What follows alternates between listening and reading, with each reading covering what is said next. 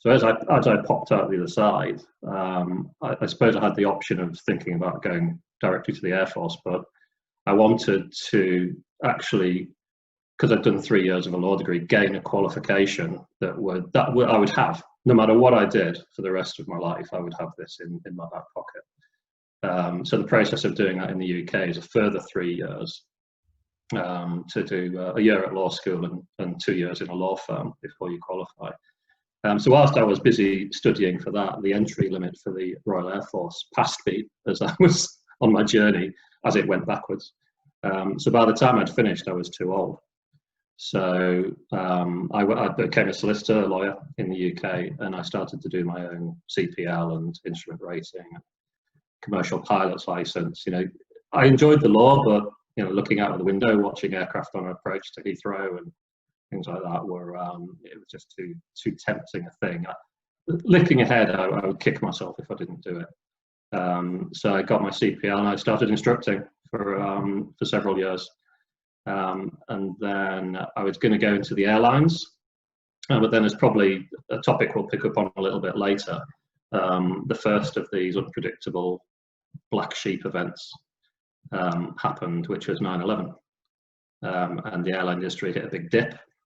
I don't know if any of you were around or in the industry at that point, but a similar situation to today, although it didn't last quite as long. It recovered a bit more quickly in terms of immediate recovery.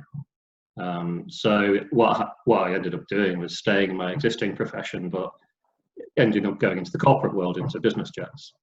And I did that for quite a long time. I did that for about 10 years in total. Essentially a combined career flying biz jets and working as a lawyer, but an in-house lawyer in various companies, getting involved with private equity and buyouts. And I ended up running some companies, which was also quite a buzz in itself and something that I wanted to keep doing. And that took me all the way through to probably about 3 years ago, when various company buyouts came to an end and so on and so forth. And I had an airline itch to scratch. Through the flying that I'd done over the previous 15 years, joined Jet2, where I am at the moment. So I've been focused on that predominantly over the last 3 years, but I am also advising, providing legal advice and startup advice to a number of small companies, and also a new startup, and so mostly concentrating around trademarks and intellectual property legal stuff. And does that have to do anything with aviation, or is it just? No, non-aviation. Completely external, but it's legal and financial, and oh yeah, I did the MBA as well. So 2 years ago, I decided to do an MBA, part-time online whilst I was flying, and I graduated from that last November. So I've been also doing work with the university, doing some work with one of the professors on corporate resilience, especially in relation to the airline sector, because of my final dissertation and several of my smaller projects during the MBA had been on some of the factors that affect the airline industry, including some airlines that had gone out of business, notably one in the UK called Monarch, which was back in 2017, which went out of business.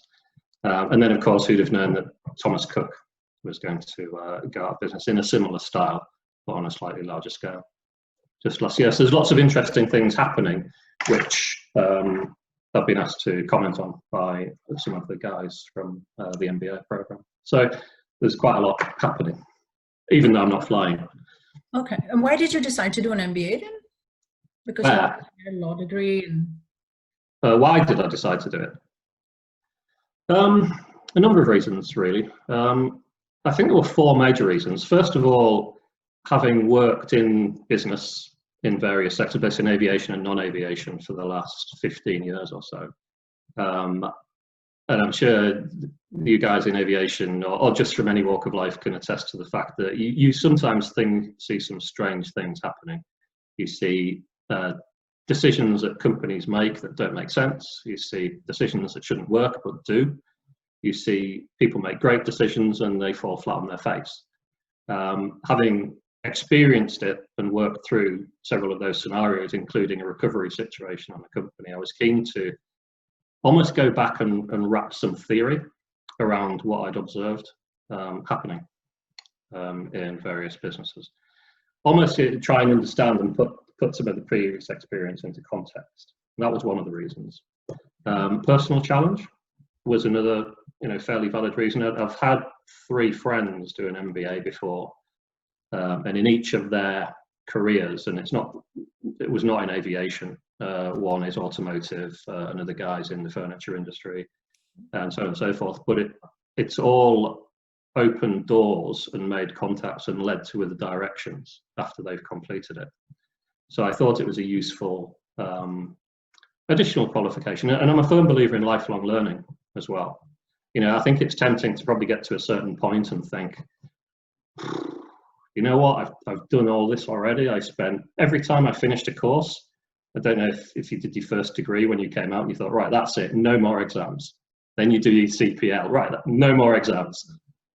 IR, no more exams. And then you keep doing exams because you have a thirst for knowledge and you want to learn new things. That's and to build on the experience you have as well. When you do it at the beginning, you're learning about the theory and it's all quite dry. If you do something like an MBA after you've been working for 10, 15, 20 years, all of a sudden I found myself thinking, oh, that's why that happened. It's kind of a light bulb moment in some ways. And also just, to provide an additional string to the bow for the future as well. Sort of working in business and in aviation. I didn't go into it with a specific, I want to apply for this job after I've finished it because that job description requires an MBA. This was just, it's investing in me, in my brand, on my CV. And I would probably only spend the money on a car, so. Like looking at the current situation of the industry as well. It's always easy to say these things in hindsight. You'll have the same experience as me and anybody who's flown in airlines. It's a great career if you go in the right way. So you'll know guys, girls in their late 20s, early 30s who've got their commands from Ryanair, from EasyJet, who've been through the cadet program. And it's a tempting career because that route, you can be earning 6-figure salaries in your late 20s, early 30s. If you think of the other sort of traditional careers that you might go to university for, you becoming a lawyer or a doctor or something, you probably never get to that earning potential as early on in those careers. I think what those careers give you is a bit more potential longevity in terms of being able to work through whatever happens in the macroeconomic environment, through your personal issues, through medical issues, whatever we know as pilots can strike us as we go down. To a certain extent, it's a look of the draw. You can go straight in and make a lot of money early on. If you choose to get a secondary qualification or primary qualification under your belt first, all I would say is try and make sure that it's something vocational. It's something that you can build on later on in life, in terms of don't go to university, and I don't know what people's educational background is, but potentially don't go and do history of art or sociology or something. Not that I'm disparaging those, that if that's the route people want to go, but if you're doing that sort of thing just to get a degree, but you really want to go flying, go flying. If you get a maths degree or a STEM subject, science, technology, engineering, mathematics, they call it in the UK, something that you may be able to build on later in life if you come out to be a pilot. I know guys who've gone to be architects with a maths background, if they've flown for a bit or it hasn't been for them and they've come out. So do something useful, and nobody knows the exact path that's going to be mapped out. All we know is that aviation is volatile.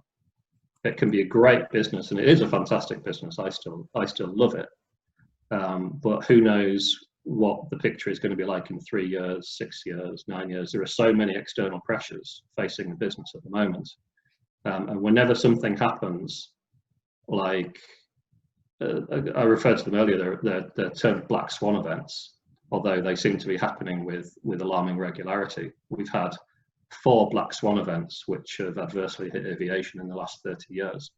So we had the Gulf War in early 90s, 9/11, SARS, financial crash 2008, 2009, and now COVID-19. So it seems like every 10 years or so, something comes along and tips out the apple cart. So it's a great industry, but it is volatile. So if you go on, probably everybody looks on forums like Prune and things like that. Terrible thing to do in this sort of situation because they're so negative. And I think the longest thread on Prune at the moment is, what are you going to do after aviation? So, throw myself off the roof. I don't know.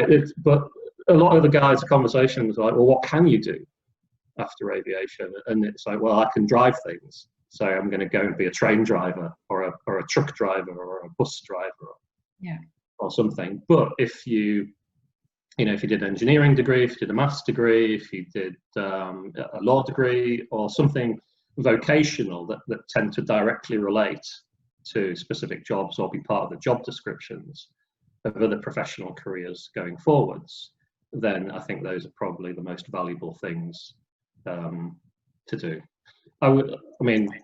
In terms of full disclosure, I was lucky in the UK, I was just at the age where I didn't have to pay for my degree. Now it's a more difficult choice for people who maybe have to be faced with going to a university and coming out in 3 years with a £30,000 or €30,000 debt just for the course fees, never mind cost of living and everything. I was lucky that I was just before tuition fees were introduced in the UK, so all I came out with was the ability. All I had to do was support myself for 3 years. I didn't have the course fees. So it is a more difficult decision now, which I think it makes it all the more important that if you choose to do something before you go into aviation, make sure it's worthwhile. Yeah. Getting involved in other areas of business is an important thing. So if you choose to go straight into aviation, then once you're into it, we used to call it in the RAF, we used to call it secondary duties, and everybody had to have one. So you had your primary job role, but you also had to volunteer and get involved in something else as well. Mm-hmm. So I know you, Rashna, you were a pilot at Naljets when I was there, but your secondary duties, if you like, you were heavily into the safety and compliance and auditing side of the business. I in my previous, before I ended up at Naljets, through being an in-house solicitor at companies, I ended up at board level, and through the contacts you make and just speaking to people, I ended up being given IT teams, and I ended up being given, I had a fleet of 1,500 vehicles at one point. The CEO was looking around the room because we were restructuring, and it was literally, okay, you can have that. I don't know anything about fleet logistics. Yes. You learn and you reach out to people and help. But it's important to have a network of people that you can draw on because you don't know everything about everything. Yes. But volunteer to get involved in things. If he hadn't taken me by surprise, I'd have probably volunteered to look after it anyway. I volunteered to look after the IT team because I had a strong interest in IT, no qualifications.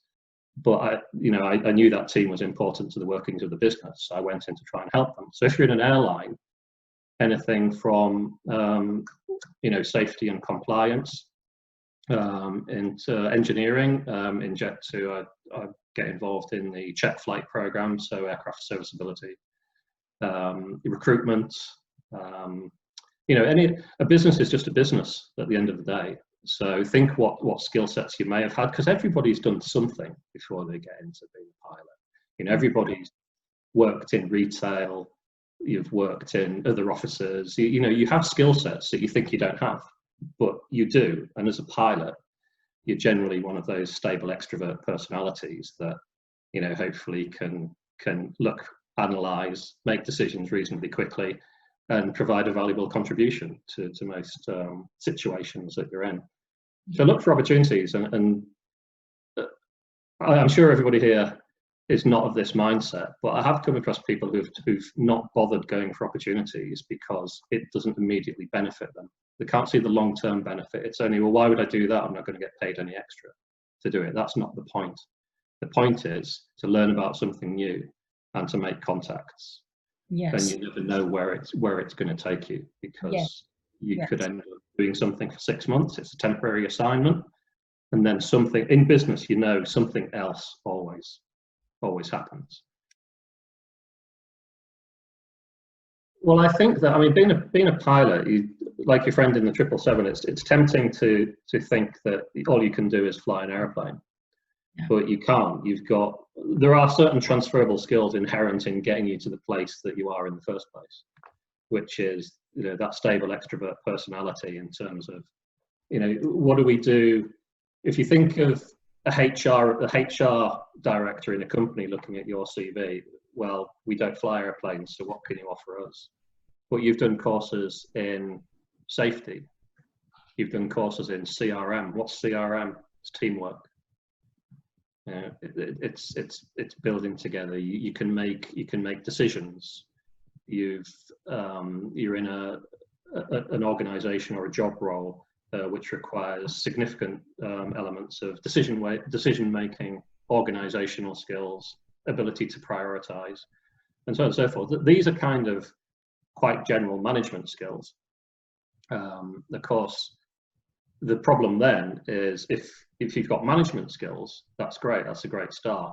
But to be a manager in any industry, you usually need to know something about that industry. Yeah. So first and foremost, I would be tempted to, if you think that you're not going to get another pilot job for, who knows, a year, 2 years, 6 months, who knows how long it's going to last. Try and keep within the aviation value chain, I would say, to begin with. So one of the things that I came across when I did my MBA was that the aviation value chain is really quite large. It's everything from the oil companies at one end, through manufacturers, through engineering companies, Francesca, through ground handling, to the airlines themselves, and on the other end, you've got a travel and tourism industry all the way up to hotels at the far end. You have knowledge of the workings of these industries. Oh yeah, airports. I forgot airports in the middle. Right. You've got management skills, and there's a massive aviation value chain wrapped around that pressurized metal tube that you fly.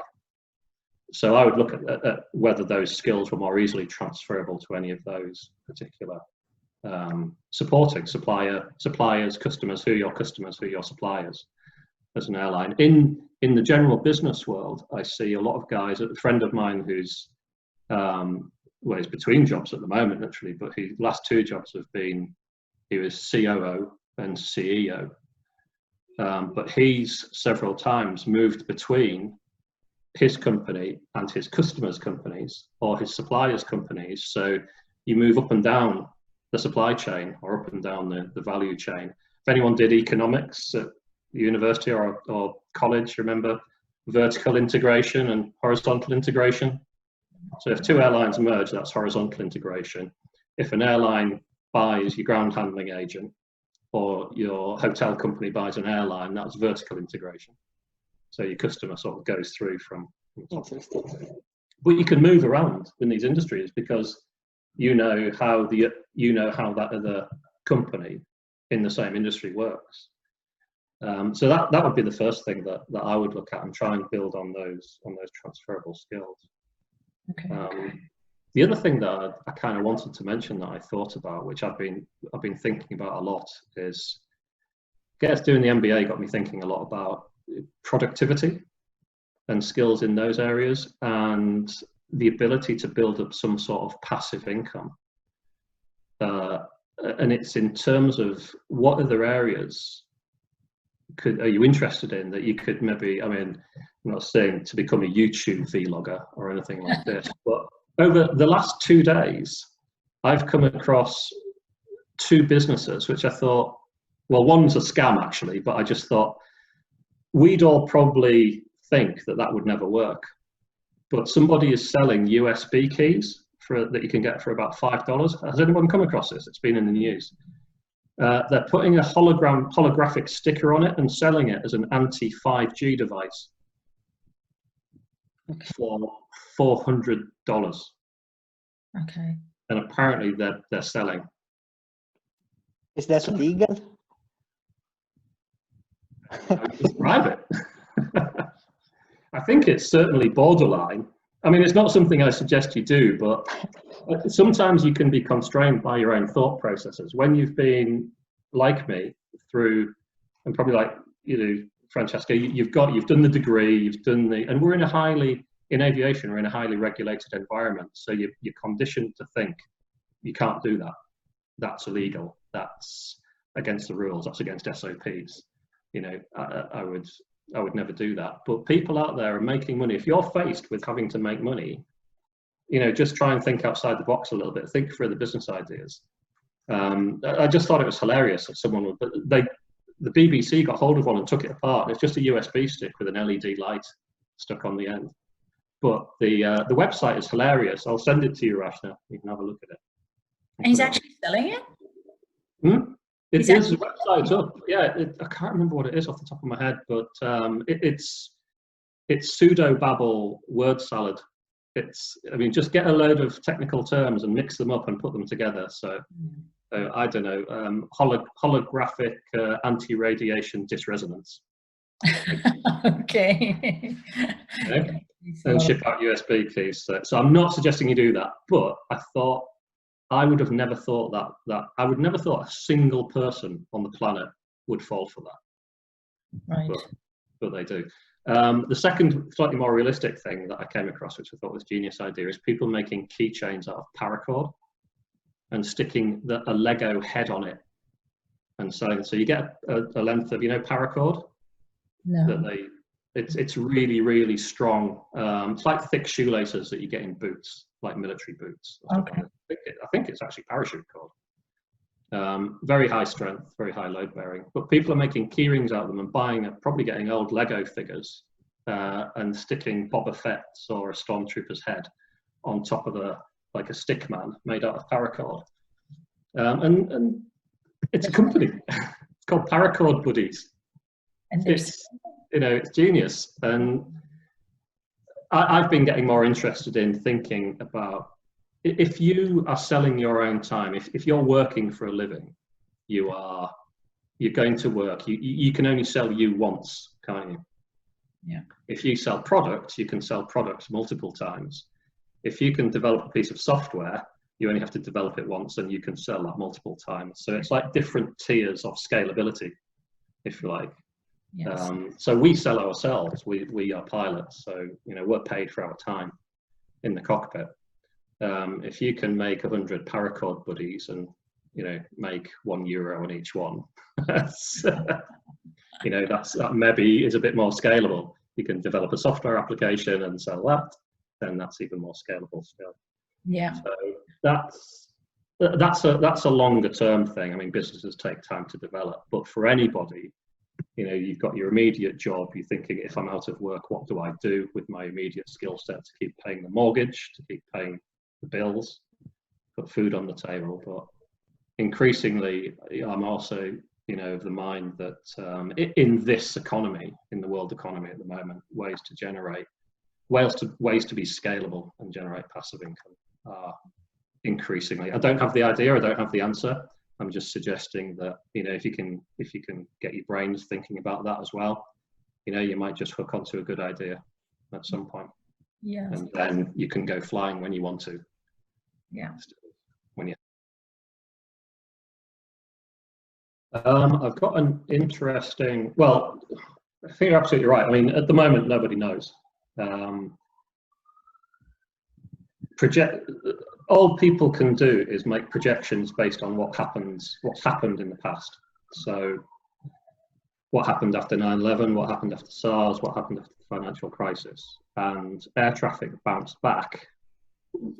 You know, usually within 1 to 2 years, it was back at its pre-growth levels. You ended up with a sort of growth curve, and then a flattening or a drop, and then it starts to pick up again. It never quite gets back up to where it would have been if that event hadn't have happened, but it sort of gets up. The growth rate continues, but parallel. So it's lower overall activity, but it's the same sort of growth rate that they predicted before the event happened.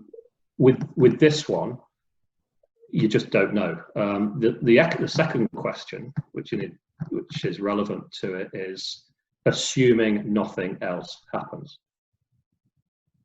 Now, I mentioned earlier before you came on, Victor, these things that are happening, these things that are called black swan events, which seem to be happening with increasing regularity about every 10 years. But how predictable is it? How predictable with coronavirus? People are saying it was unexpected.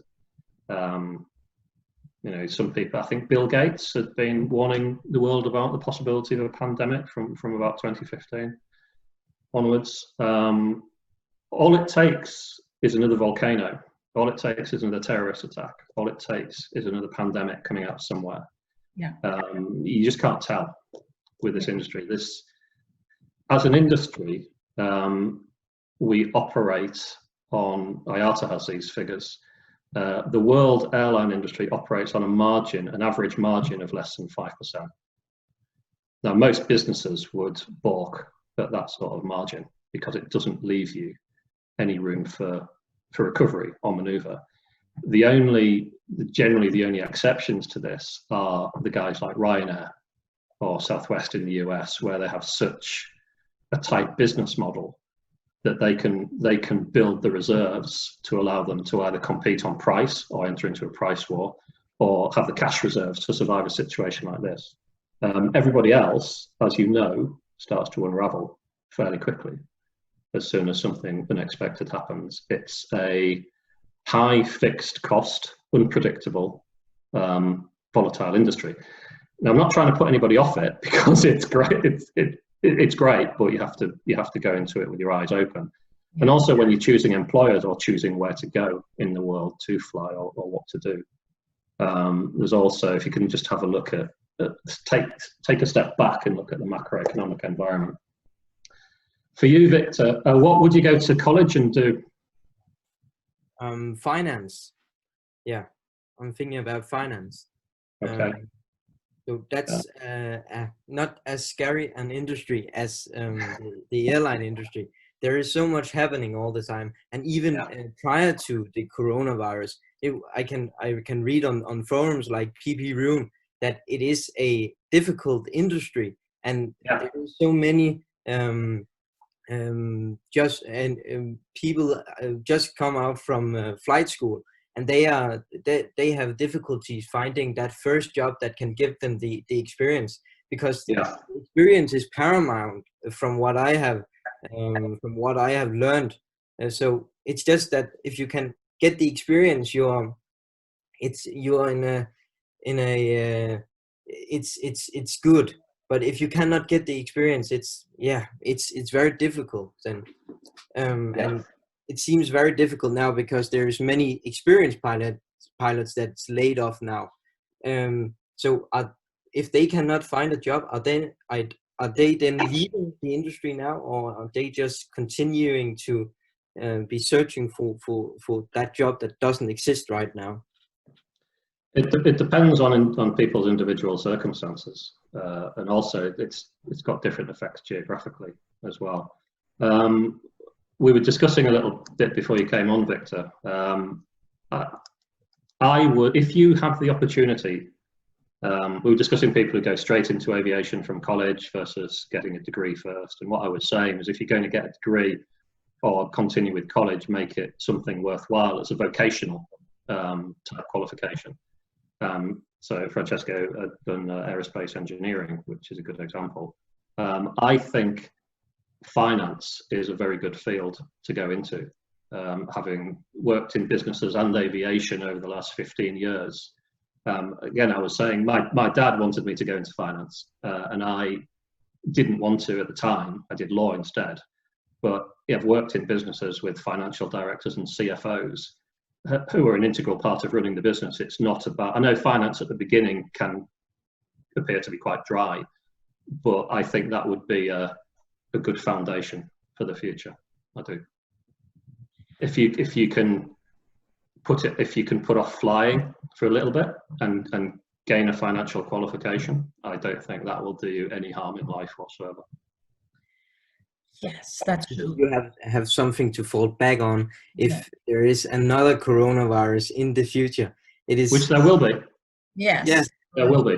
There will be another crisis for sure. Nobody knows what is going to happen because there's happening so much that it affect this industry. Yeah. So it's good to have something that you can exit the industry and have something to fall back on, like college degree, and you have some years of experience within that field also. Yeah. Yeah. Exactly. I think if you start your training if you really want to, because nobody's got a crystal ball. There's no point. We've come through the last 11 years actually have been the best in aviation history in terms of return on investment for airline stockholders, in terms of profitability of airlines. And even with those market conditions, with continuously low fuel prices, with continual growth in the economy since pretty much 2011, after the financial crisis. Did I say 11 years? Sorry, 9 years since 2011. Even with those conditions, on average, airlines make about 5% margin. What's going to be the recruitment situation in 2 to 3 years? If you can tell me that, you can make a lot of money. Because it depends what comes next. And it depends what the fallout of this is. And don't forget, everybody's focusing on coronavirus, but there's also the spectre of environmental regulations and the flight shaming movement in Sweden, which has kind of got all forgotten about at the moment by this, but what effect will that have on the future growth of air travel? You know, there's a lot of external pressures on aviation at the moment. If you really want to do it, if you've got the means to do it, start, because no one can foretell the future. Start in a downturn because you can find a flight school that is struggling for business, and you can basically put your business head on and hit them for a good deal. If you can make it work for you financially and gain a qualification that you think you're going to want to use in the future, do it now. If you've got nothing else to do. If not, I would wait for a year and see how it pans out. Maybe you come on to it a bit later, Ashna, but in terms of, I've been made redundant twice from aviation jobs in my career. One was due to the financial crisis, and the other was due to 9/11. Wow. And I've been sat in an interview, for what you were saying, Victor.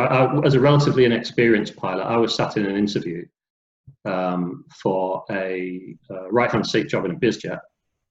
And the guy next to me in the interview, who was also going for the same job, was an A340 pilot from Virgin Atlantic who'd been made redundant. So you just think, well, what chance have I got against that? But I did think, well, if they give him a job, as soon as the airlines start recruiting again, he'll be gone in 6 months. And he was. But at the time, he got the job because it's all about risk as well, isn't it? As you know, in aviation. So he did get the job, really? Yeah, of course he got the job. What? But you know, as an airline pilot, you're so different than a bizjet operator. You know, they don't have this flexibility, and they don't. I mean, bizjet. Yeah, but he had jet time. Oh, I see. And you didn't? And I didn't. No. Oh, okay. I had turboprop time.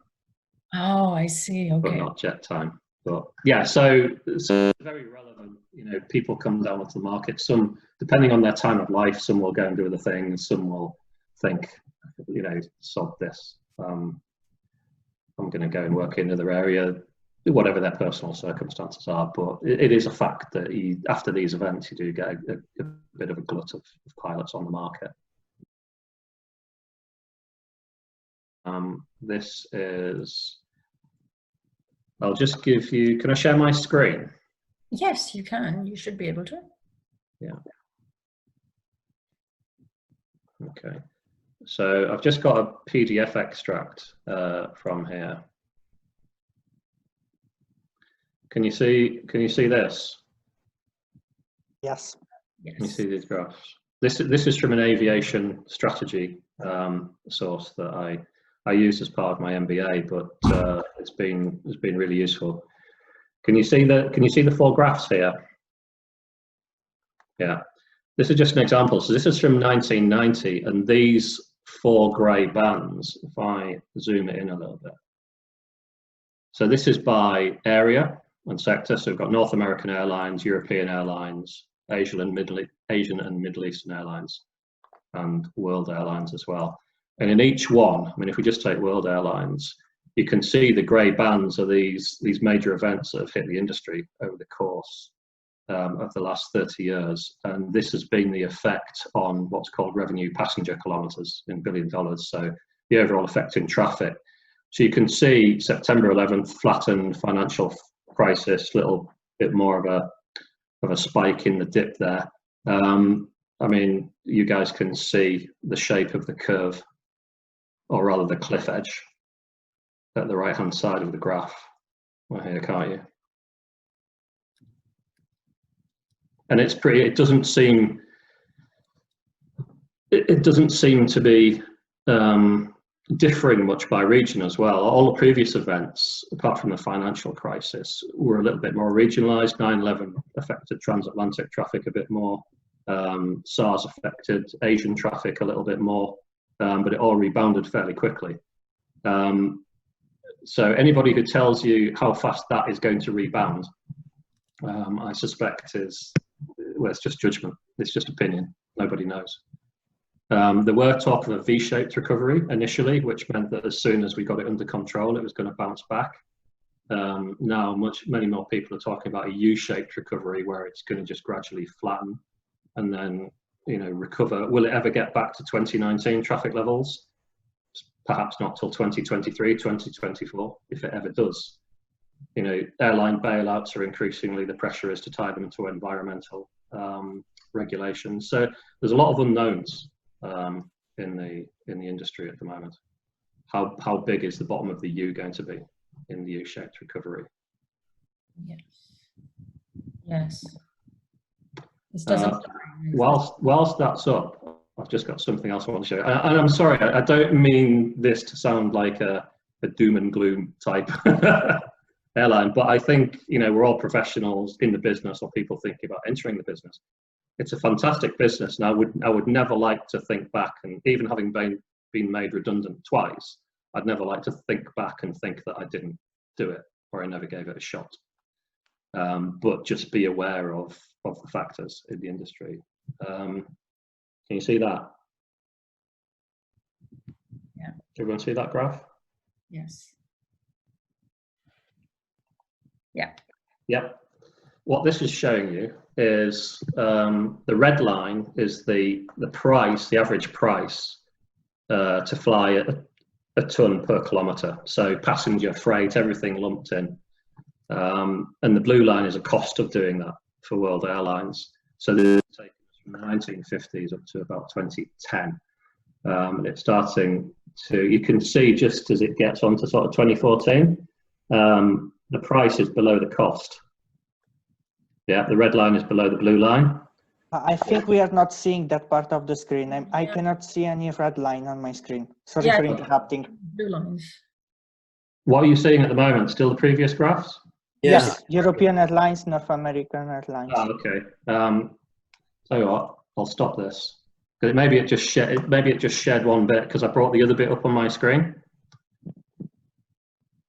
It was just sharing the one with the blue line. Ah, okay, right. So what I'll do now is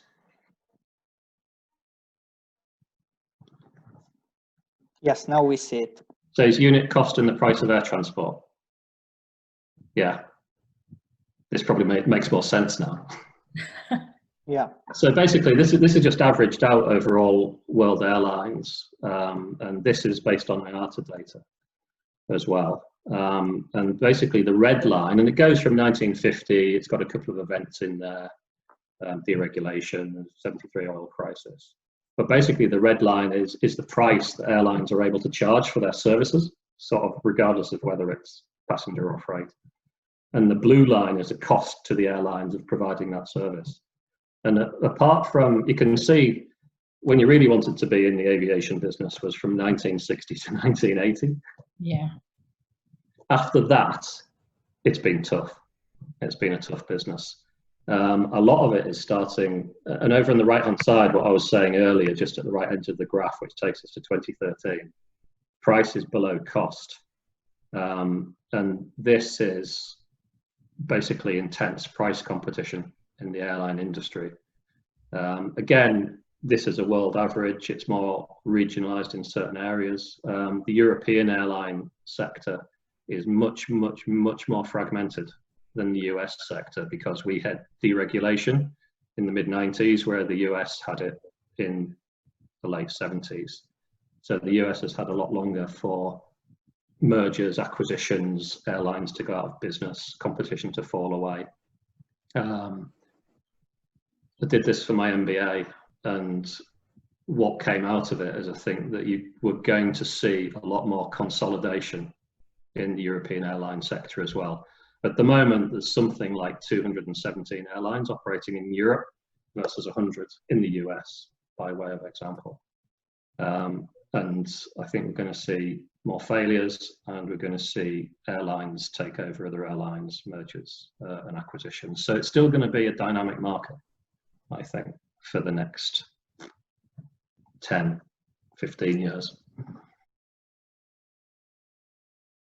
I think that's very true. I mean, it was almost accidentally that I ended up, because I think when you start, you see airlines as the end step because it's the biggest part of the industry, it's the most visible part of the industry. I instructed because at the time when I did it, there was a set, this was before 9/11, so there was a set route into the airline world. All the guys, all my friends that had done it before me went down this same route. You did the modular route. So you did your CPL, your IR, you did an instructor rating, you instructed on light aircraft for a couple of years, and then you went on to a turboprop. Quite a few of my friends went on to the Shorts 360, if anybody's ever come across one of those. It's basically, it looks like, you know, a container that you get on container ships? A container ship with a wing on the, it's a container with a wing on the top, basically. Unpressurized, I don't think they had any de-icing. So you went around just in cloud bumping everywhere. But that was a set route. You went on to turboprops, you did turboprops for a couple of years, you went into airlines. But 9/11 changed all that. And after I instructed, my first job offer was from the regional division of BA called BA City Express. And they made me, so by that point I'd flown a little bit of, you know, I had the typical sort of 250 hours twin time, you know, 1,500 hours total from instructing. BA City Express rang me up and made me redundant a week before I was due to start.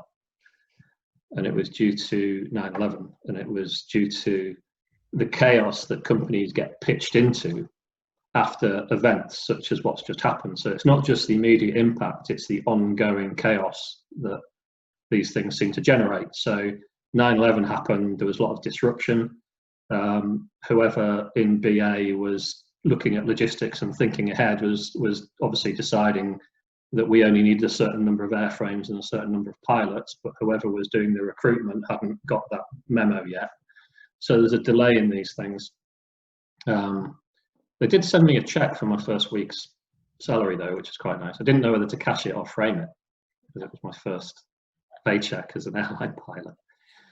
So what happened after that is obviously airlines then, it took a long time for the recruitment situation to get back to normal. I think it took another 2 years after that.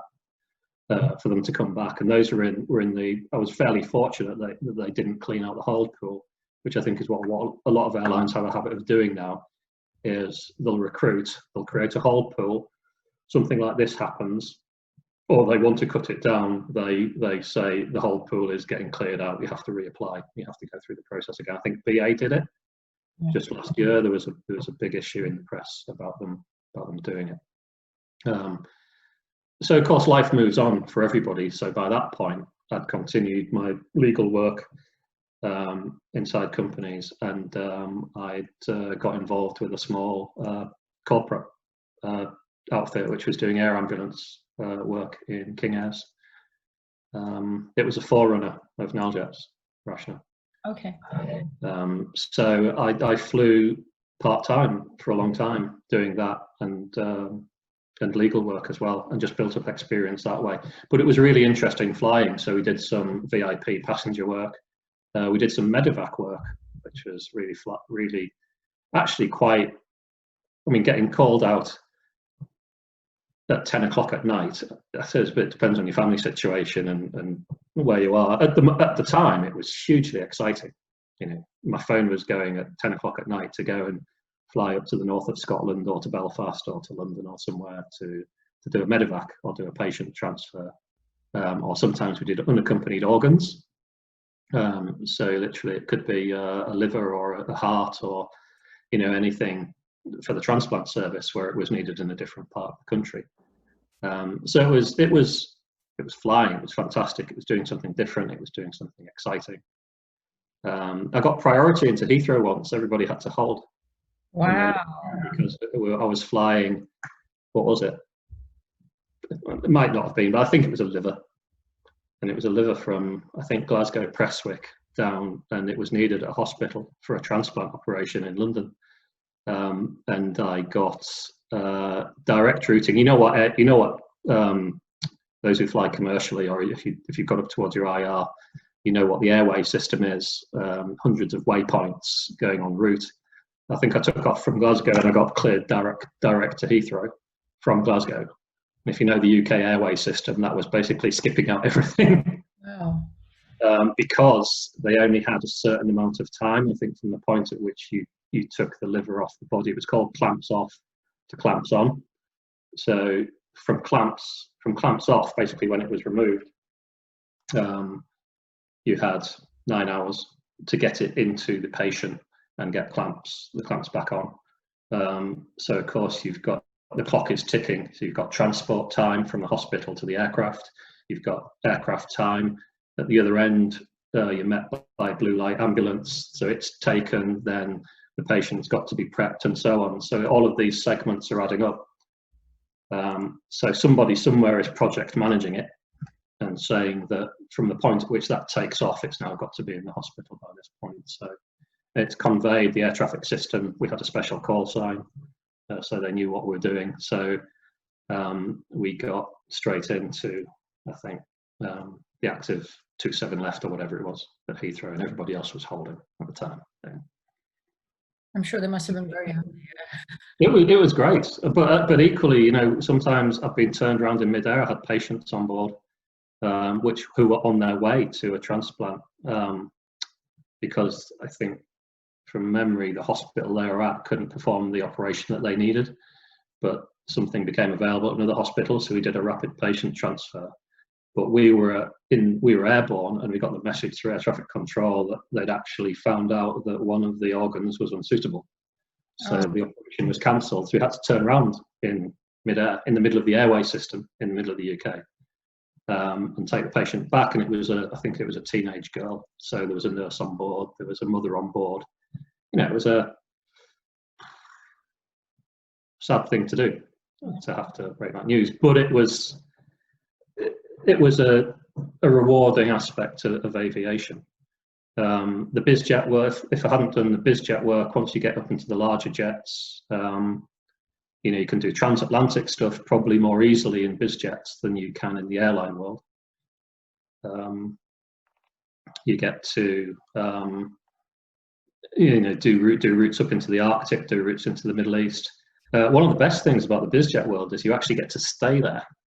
which is something that increasingly in airlines just, never happens now, because it's all about the cost. It's all about the bottom line.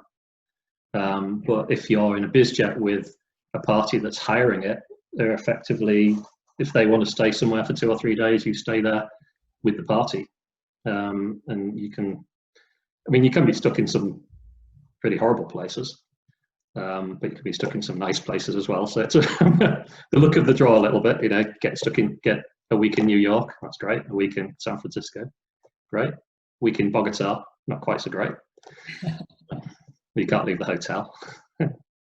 But again, the variation was fantastic. So really, really glad I did that. The downside of bizjet work is, as you know, the slight unpredictability of it, and that's not from an employment point of view. That's from a roster point of view.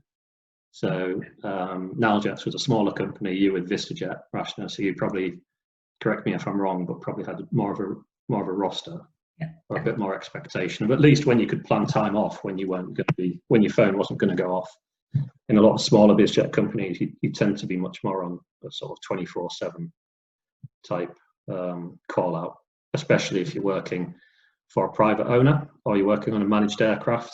So a guy buys a Citation or a Challenger or a Gulfstream or whatever, and he's spent $30 million on it. He wants to go somewhere when he wants to go. And if you're part of the crew, then you have to go at that point. So there are times where you've ended up not where you're expected to be at short notice. Your other half's ringing you up and saying, when are you going to be home? Don't know. And it works great. Maybe next week. It works great if you're single and you don't have a family, and it's great. You can fly around and stay. But I think bizjet work is fantastic to do in your 20s, if you're potentially unattached, and you get the option to go and see these places and have a bit of time off in them as well. The airline world's not quite so much like that anymore. Even from the guys that are here doing long haul, it's everything's compressed. The turnaround times are compressed. So unless you're going somewhere where they only fly once a week, I think that's a good gig, where you fly in and then you literally, the other crew fly out, and then you have to wait for them to bring you another airplane to actually fly. I think those are the good ones, but I think they're getting less and less simply due to airline economics. Yeah, unfortunately. Yeah. Some other special mission stuff as well. That's kind of an offshoot of the bizjet world. Did you do any of that when you were at Naljets? No. We did it in the King Airs earlier on, and we got involved in radar calibration work, something that I didn't even know existed. But when you fly into any airport, the ILS has got to be calibrated, and it's done so by aircraft with special equipment on board. They used to use King Airs, and now increasingly they're using DA-42s, Diamond Twin Stars, again because of the economics of it, because it's cheaper to operate. But they fly the instrument approaches for the various airports with various instruments on board, cross-checking the aircraft position to make sure that if you're on the glide slope and you're on localizer, you are actually on glide slope and localizer, not you're where you think you are, not where the ILS is telling you are, if it's wrong. But also radar calibration in terms of, we did some interesting projects for the Air Force, which involved being a painted target, flying set radials from 2 GPS positions at different flight levels. Again, verifying our position so that the radar operator can verify that the return is giving him an accurate return. Another interesting work involved wind farms, flying low level over wind farms, because they were commissioning new radar for an airport. And one of the issues for terminal radars now is the increasing prevalence of blade tip interference from windmills on terminal radar. So especially if you've got an airport and it's got some hills around it and they're sticking wind farms up on top of hills, this interference is blocking out potentially other air traffic returns.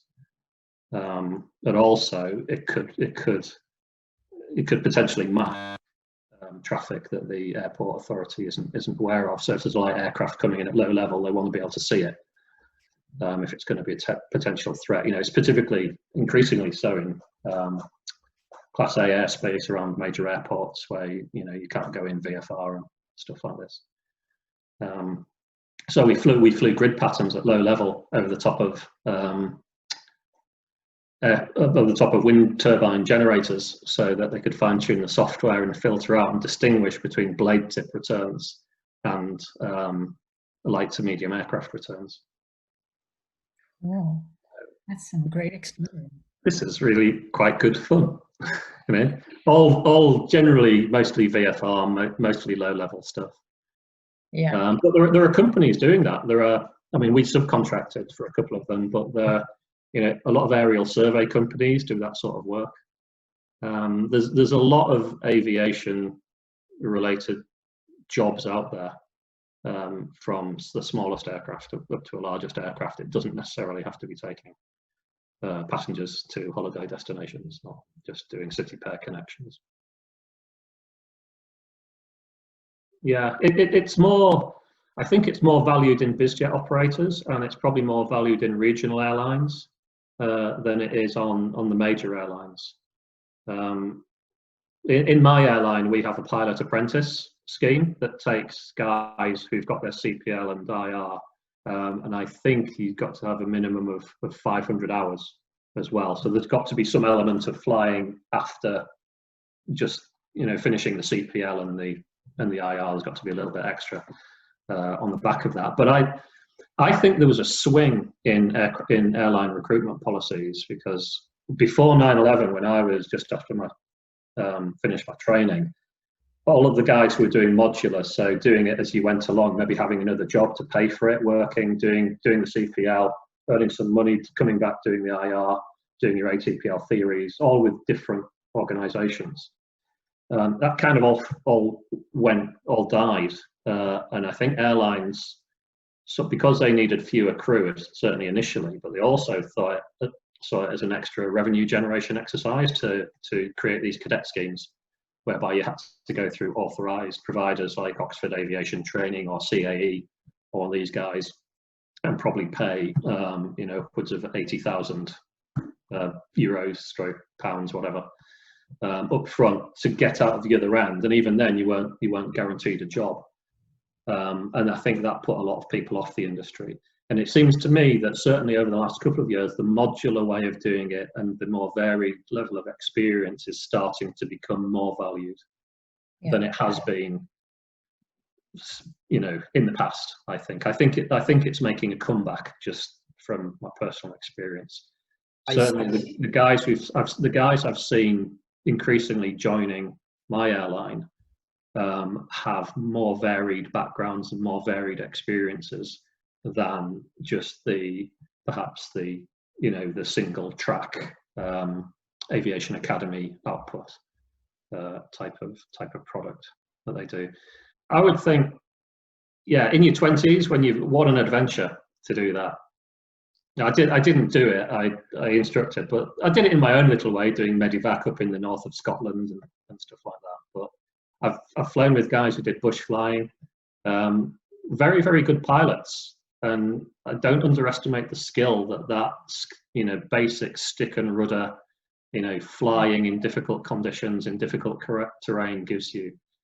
It might not give you a leg up in terms of one particular airline or their particular recruitment policy, but I think it pays back later on when you get more experience, because it develops airmanship a lot earlier on than simply doing things by rote. Doing things by SOPs in a simulator gives you certainly more appreciation for things like weather conditions.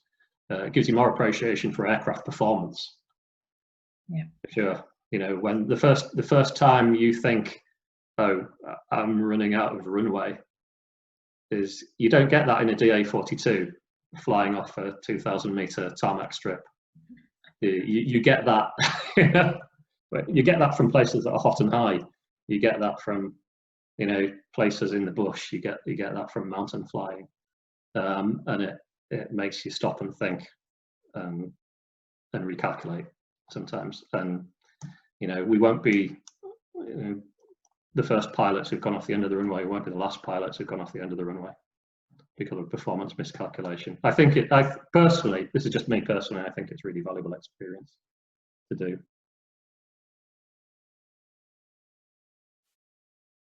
I think it's just a question of supply and demand. Aviation, like world economies, is cyclical. You know, we get these events. The post 9/11 economic growth situation, but it was a strange mix because economies grew, and then the financial crisis happened, and then they started to grow again.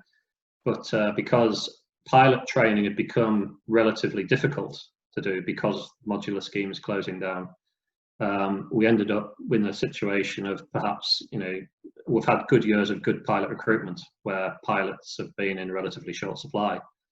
An event like this, you know, if airlines are shrinking, if there's excess pilots on the market, both from experienced pilots and people coming out of training facilities, then of course the airlines, I would think some of them are probably going to start looking at that model again, even though it's been sort of forced. It's been forced back over the last couple of years because, you know, they've needed to recruit pilots more than the financial benefits of running the pay-to-fly schemes. But I think we'll probably, I'd be surprised if we didn't see some come back, depending on what happens in the industry over the next couple of years, because it's just going to be a supply and demand thing.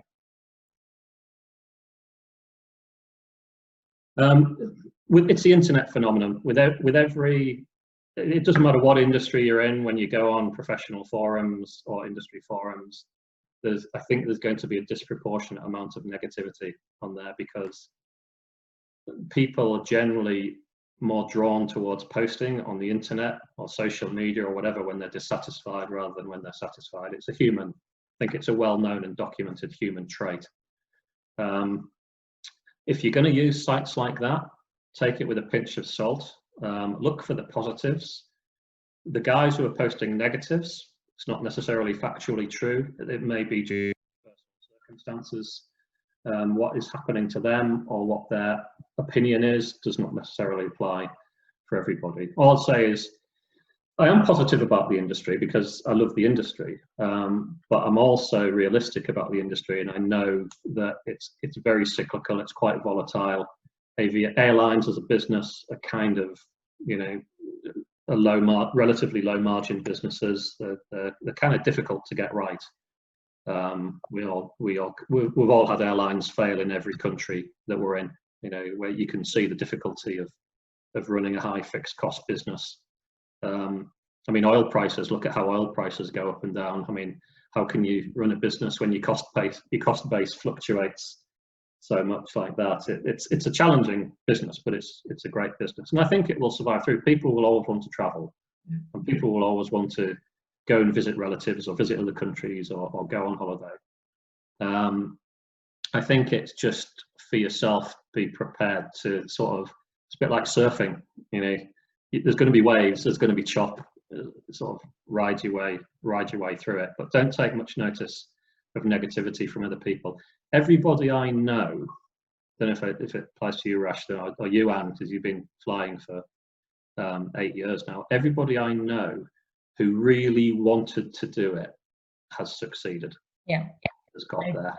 Might not be straightforward. You'll probably have a few setbacks. Yeah. You know, there'll probably be a few moments where you doubt your decision making. But if you really want to do it, keep going at it and you will get there. But just have in mind a plan B as well, just in case. But I think it's the same advice that sort of applies to entrepreneurs or anybody who's successful in any career. It's the guys who make it, the guys and girls who make it are the ones who have the will. Exactly. Okay. I fully agree. That is a very good closing line, Nick. Have a plan B.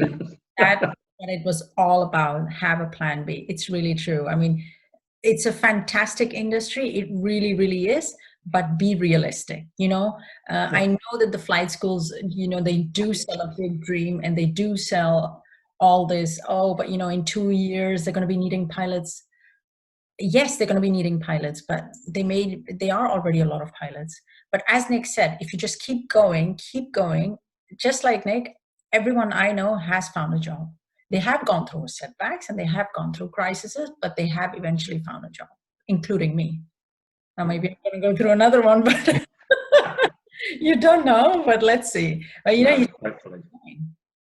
it's just the choices that you have to make. What do you do during those setbacks? Okay, do you want to sit down? Do you want to give up? Or do you want to continue? That's your personal choice. And some people can afford to just keep going, and some people can't, and that's fine as well. That's fine as well. It's just, as long as if you go in this industry, don't be dreamy, be realistic. Be realistic, really. So, well, thank you so very much, Nick. First of all, thank you. I know it's been a long chat. We planned. You're welcome. No, it's been good. I think, it's run on a little bit, but hopefully, I found it, interesting, and it's been nice talking to everybody. Yes. Everybody at different stages, from the guys just, starting out, to Anne, and we're all in the same boat in terms of working for an airline, but all our airlines are just sort of trying to work their way through it at the moment in terms of the future, and hopefully we'll all see each other shortly on the other side. Yes, absolutely. So thank you, guys. Thank you for joining. I hope this was helpful. If you want to give me any feedback, that's great. You can just email me, and I'll post this one on my blog. So if you want to look back, that's no problem. And we will actually organize more webinars. It's just to help you guys out, just to help my colleagues out. So Nick, thank you so very much again. No, you're welcome. You're welcome. I'll speak to you. I'm happy to help out in any way, Rashna. You guys have got any more questions, fire them through to Rashna. If I can help on any of them, I will.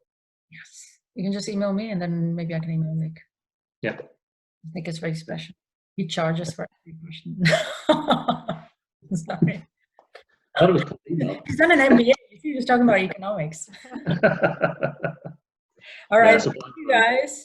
All right. Thanks very much. Well, good luck, everybody. Good luck. I hope to all see you. Thank you very much. Very great initiative, Roger. Thank you. Thank you. Nice more. Thanks. Bye. Bye.